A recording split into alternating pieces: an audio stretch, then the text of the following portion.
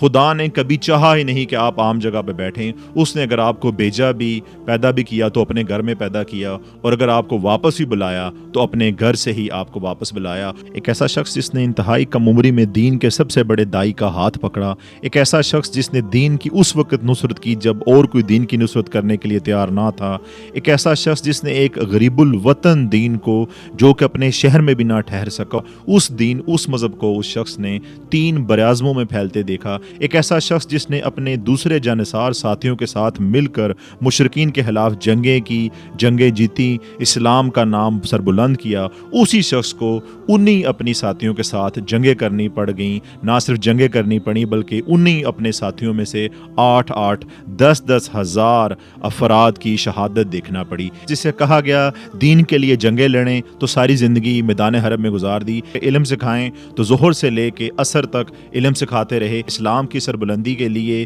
دین کی نصرت کے لیے مخالفین کا سامنا کریں، جی میں حاضر ہوں کہ آپ چیف جسٹس بن جائیں اور لوگوں میں امن اور انصاف کے لیے اچھے فیصلے دیں، جی میں حاضر ہوں۔ کب آپ قرآن کی تعویل کے لیے اپنے ہی مسلمان بھائیوں کے ساتھ جنگ کریں تو اس نے کہا میں حاضر ہوں اسلام کے لیے۔ ایک ایسا شخص جو کہ خدا کی نشانیوں میں سے ایک نشانی تھا، ایک ایسا شخص جس کے بارے میں کہا گیا کہ جس طرح حضرت صالح کی اونٹنی کے پاؤں کاٹنے والا شخص بدبخت اور شقی القلب ہوگا، اسی طرح اس شخص کے سر کو خون سے نہلا دینے والا شخص بھی شقی ترین اور بدبخت ترین آدمی ہوگا۔ ایک ایسا شخص جو کہ اسلام کی سربلندی، اس کی نصرت کے لیے پوری زندگی لڑتا رہا، نہ صرف خود بلکہ اپنی اولاد کے ساتھ، وہی شخص پھر آخری وقت میں بیابانوں میں، کھلی جگہوں میں جا کے اکیلے بیٹھ کر روتا رہا اور اپنی داڑھی کو کہتا رہا کہ تو کیوں خون کے رنگ سے رنگی نہیں جا رہی، جو کہ نہ صرف اپنوں کی لاشوں پہ رویا بلکہ اپنے محالفین کی لاشوں پہ بھی رویا۔ ایک ایسا شخص جو کہ ہمارے پاس خدا کی بہت بڑی نشانی تھا،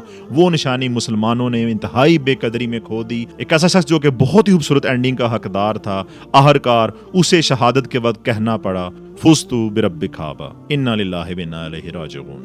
امت آپ سے ہمیشہ شرمندہ رہے گی۔ دین کی سربلندی، جاں فشانی، نصرت کے لیے رہتی دنیا تک مومنین، مسلمان آپ کی خدمات کو سراہتے رہیں گے۔ اللہ پاک آپ کی محبت مسلمانوں کے دل میں ہر گزرتے دن کے ساتھ بڑھائے۔ آپ صلی اللہ علیہ وآلہ وسلم پہ کروڑوں درود و سلام ہوں۔ حضرت علی امیر المومنین آپ کی آرام گاہ پر خدا کی کروڑوں اربوں رحمتیں نازل ہوں۔ امت آپ سے شرمندہ ہے۔ انا للہ و انا الیہ راجعون۔